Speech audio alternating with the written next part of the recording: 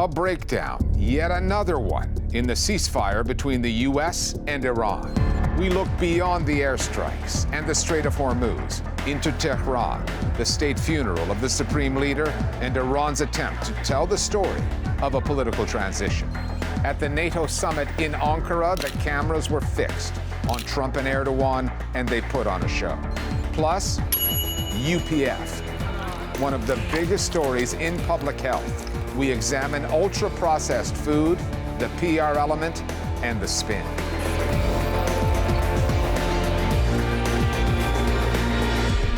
What began as a week of mourning in Iran has turned into the latest flare-up in the war in the Middle East, with President Donald Trump effectively declaring the ceasefire dead. The military strikes have resumed, with control of the Strait of Hormuz at the center of the latest escalation.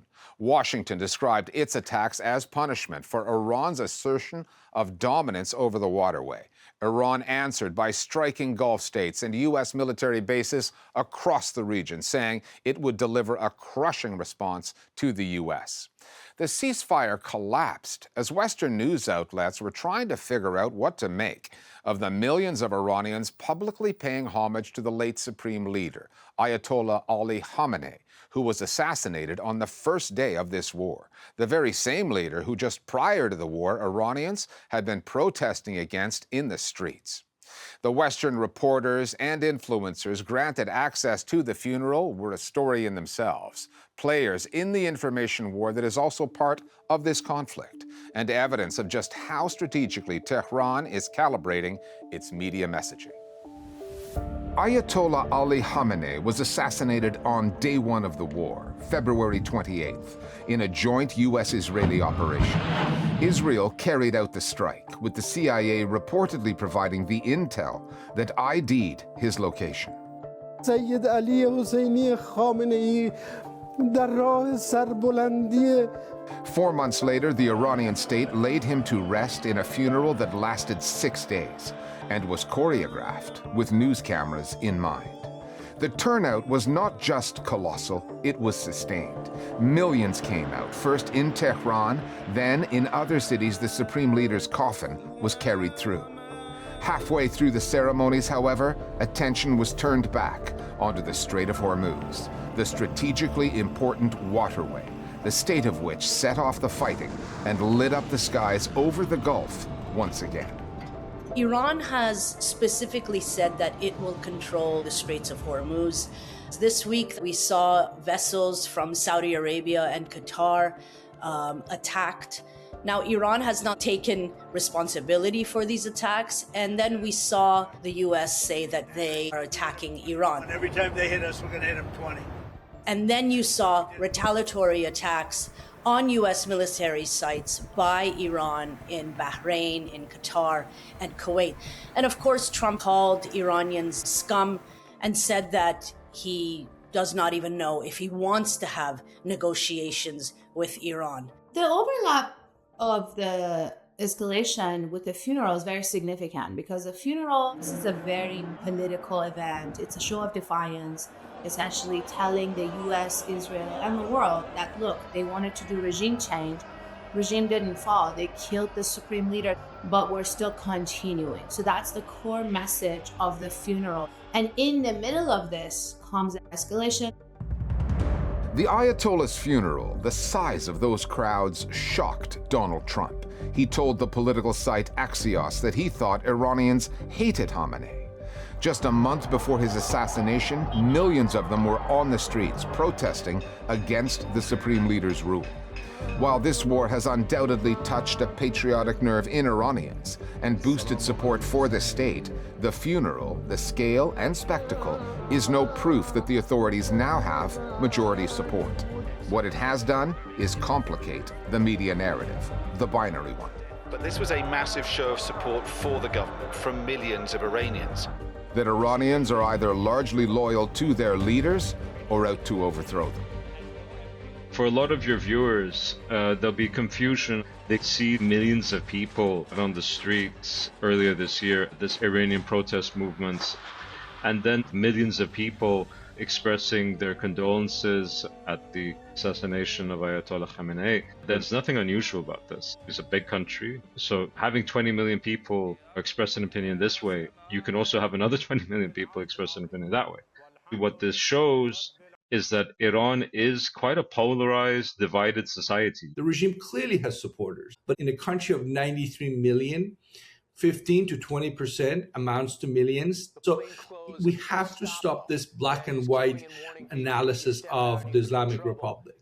And any caricature of just a dictatorship ruled by, a small group of men, this is obviously false. The Iranian people want nothing to do with this government whatsoever. You had pro-government demonstrations erupt all across Iran. The Iranian people are standing tall. The idea that the Islamic Republic is beloved by the Iranians across the board is clearly also false. So somewhere between these two lines, that's where you will find the answer. That nuance is what's lacking in media coverage. President Trump's surprise at the funeral is in line with his surprise throughout the war. He listened a little too much to the Israelis. Benjamin Netanyahu told him that war with Iran would be easy, that this regime is so unpopular, that people are going to rise up and overthrow it. But none of that happened. For this funeral, the Iranian authorities have paused, at least temporarily, their policy of locking out the international media. They have opened their doors instead. According to the government, more than 400 influencers, independent, alternative voices, have been allowed in from dozens of countries, including the US, the UK, Pakistan, and Lebanon. The resulting output has an anti-imperialist ring to it, which suits Iran's interests and attracts plenty of clicks online. Tehran has taken a similar atypical approach with the Western mainstream media. This is a moment for those most loyal to their leader, the most religious. You can feel real emotion here. It has let the BBC, CNN, the New York Times, and Reuters in to get the story out, although those journalists are usually accompanied. When you come into Iran as a foreign journalist, you have a minder. There's someone who follows you around, makes sure what you're saying, and every foreign journalist knows this. But unlike Israel, who is still not allowing foreign journalists into Gaza, Iran can say, we're allowing all of these people in to show you what is happening. Even though Iran cracks down on its own media, they can say, look what we're doing. We are allowing international journalists in. They're probably going to come into contact with supporters of the regime that will express that support. And opposition probably isn't going to talk to them, because they'll be worried about backlash from the state. So it works. What you find on alternative media in the West is this idea that the world is basically divided into the imperialists and the anti-imperialists. I have never in my life seen scenes like this. When would this number of people in their millions come out for somebody like Donald Trump? You saw some people come to Tehran who were happy to basically, thumb their nose at the United States and the West more generally. And that speaks to how different parts of the social media space looks at the world. I've seen social media influencers from Pakistan, from Spain, from Bangladesh, and this just shows that Iran's media strategy has totally shifted from, say, a decade ago. They understand the place that the country now holds among these independent journalists and social media influencers as a bulwark against Western hegemony, the anti-imperial voice of the world. Power is putatively shared in Iran. Sitting at the top is the Supreme Leader, selected and backed by an assembly of clerics. The Revolutionary Guard Corps, the IRGC, also has political influence. Presidents are elected by the public, but only after the candidates are vetted from above. Ali Khamenei's son and successor, Mortazavi Khamenei, who was reportedly wounded, did not attend the funeral. And as certain media outlets in Iran noted, two former presidents, Mohammad Khatami and Hassan Rouhani, were nowhere to be seen. A third, Mahmoud Ahmadinejad, was later spotted in a procession, but only on the sidelines. At any state funeral, the guest list informs. The optics matter.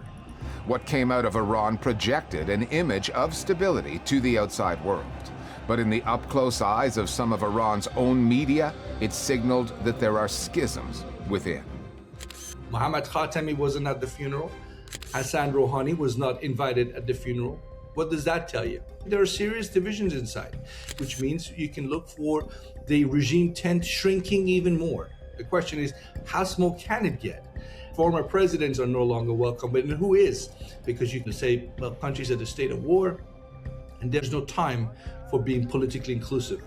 But that's not an answer in the long term going forward. Attendance at the funeral was essentially a snapshot of Iran's geopolitics and the regional and international message they were sending. They didn't want the West there, they didn't want Europeans there, but they invited some of their regional allies, including countries who they hit during the war.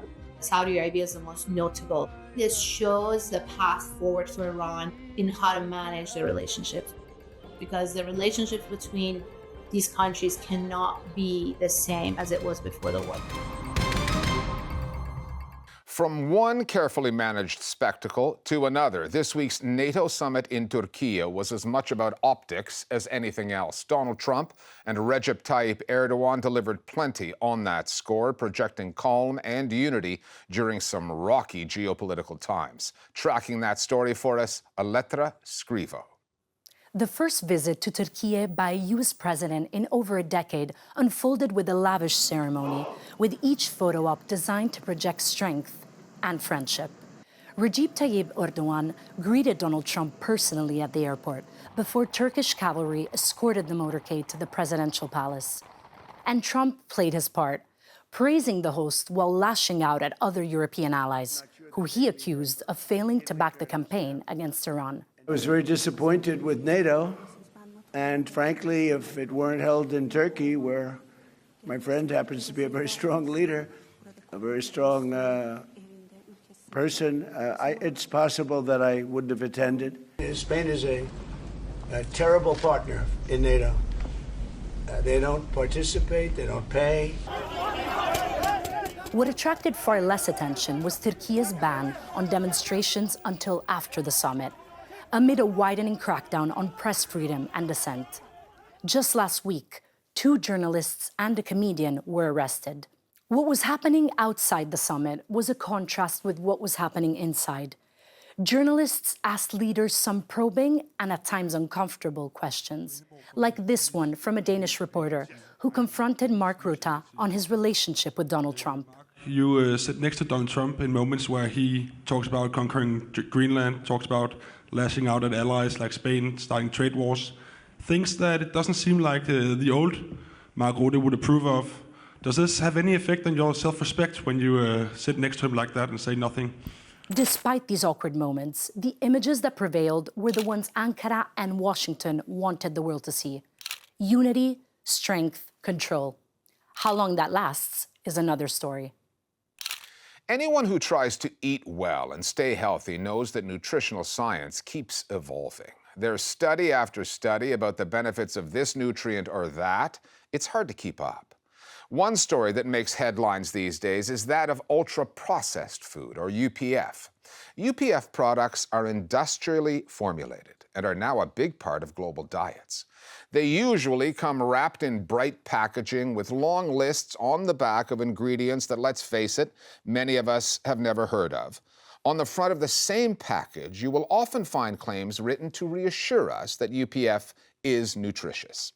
For a growing number of experts, though, that is the problem. Not just what's in these foods, but how they are being sold to us.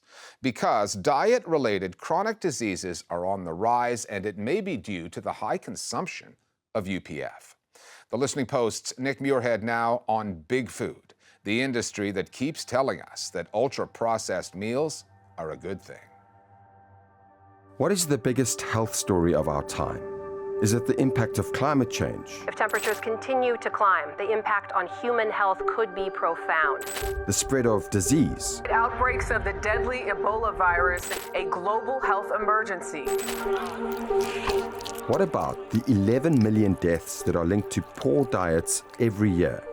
What we, in many cases, choose to eat. And it's not just about what we eat, it's how it's processed. We've been processing food for a long time. If it's cooked, it's processed. If it's pickled or preserved, it's processed. But when you start seeing things like modified starches, emulsifiers, additives, E-numbers on the back of food packaging, ingredients you wouldn't usually find in a regular kitchen, know that what you are eating is ultra-processed. These industrially formulated products are engineered to enhance shelf life and, crucially, palatability.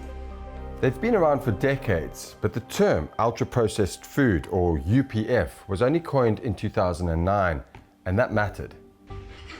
Because once there was a name, the health impacts of ultra-processed foods, journalists could start asking questions about what many experts say is a key driver in a global health crisis. So what is the actual effect on our health when we take on these ultra-processed foods? Once it was defined, people could do research on it.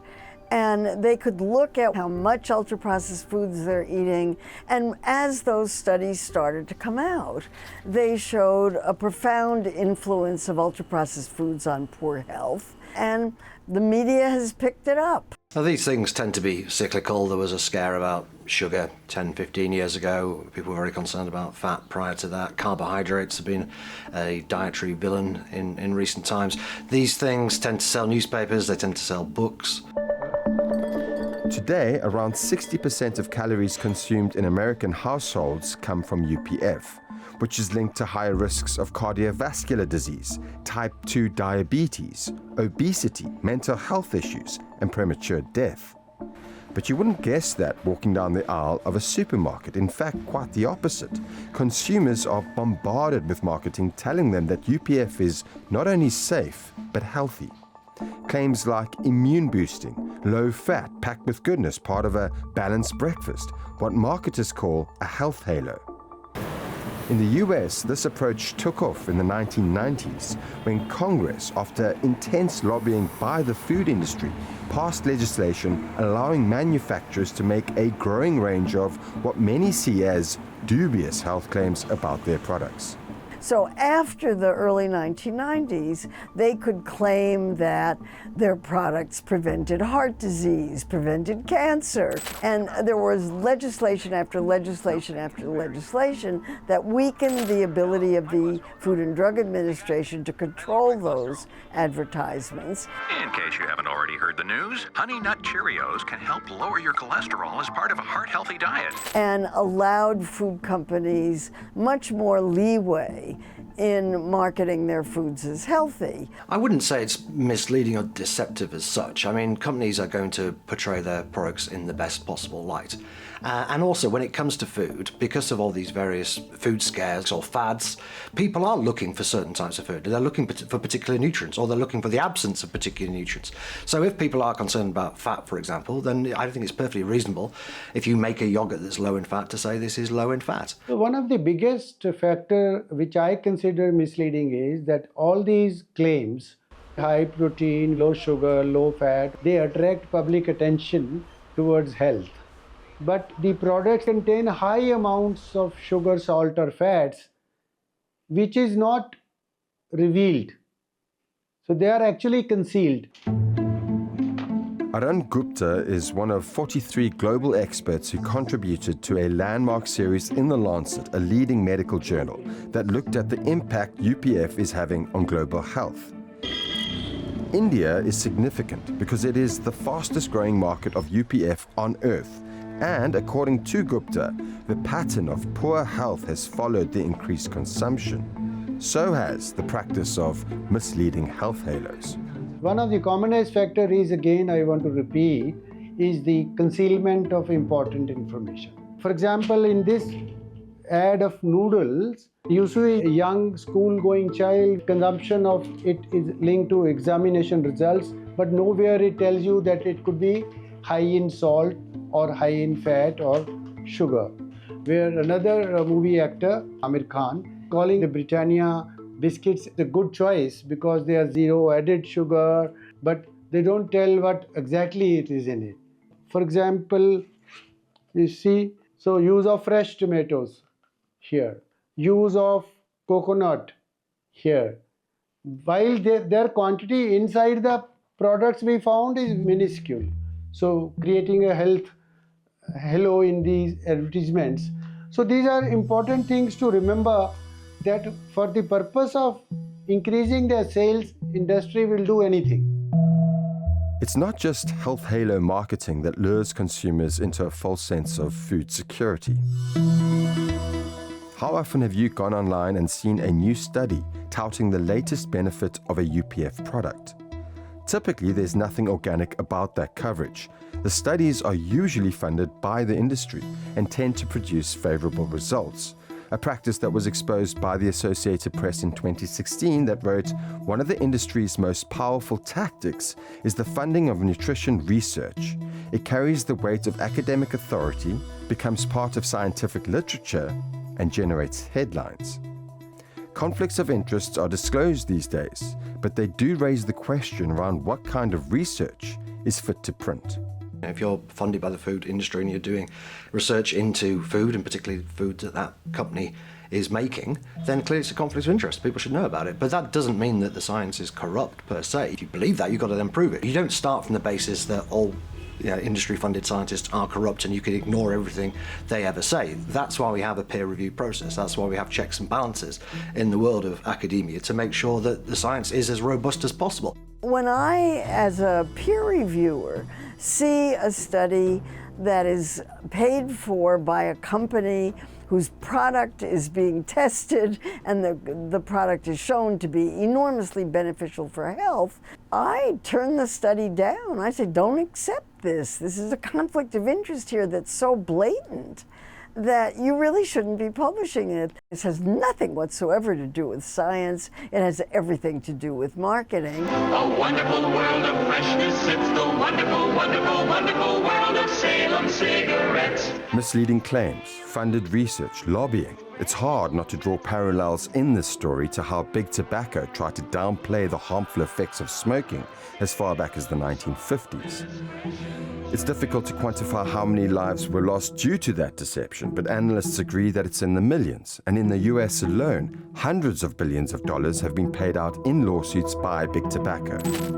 And given that UPF can also be addictive, it's a comparison that you will often see when this story gets covered. Big Food's Big Tobacco moment.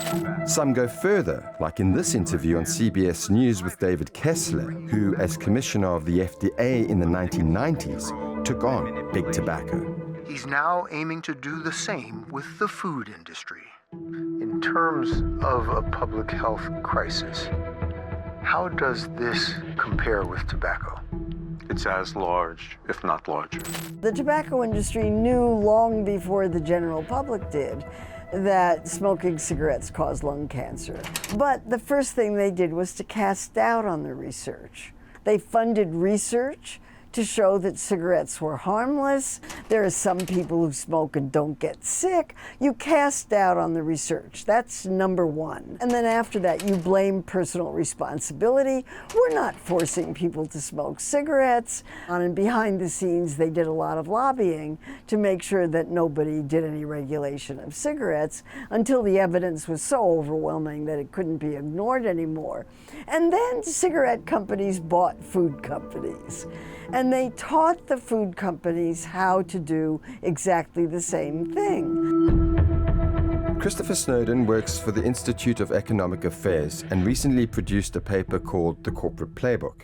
In it, Snowdon argues that these comparisons are misleading.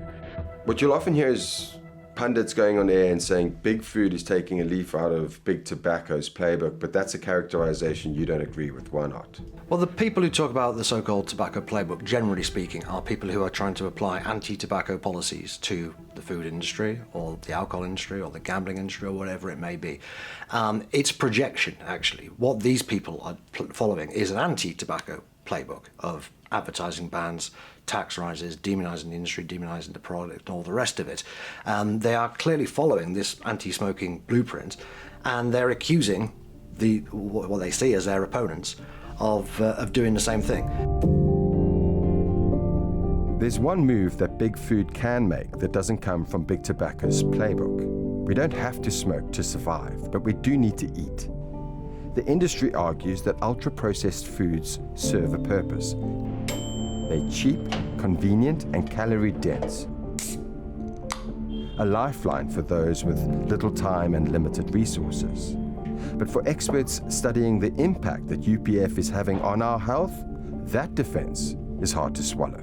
This is a misplaced argument, in my opinion. The immediate cost might be lower, which attracts poor people to buy them. But this is not real food. This is empty calories, cheap ingredients. So the food industry is not fulfilling the food security.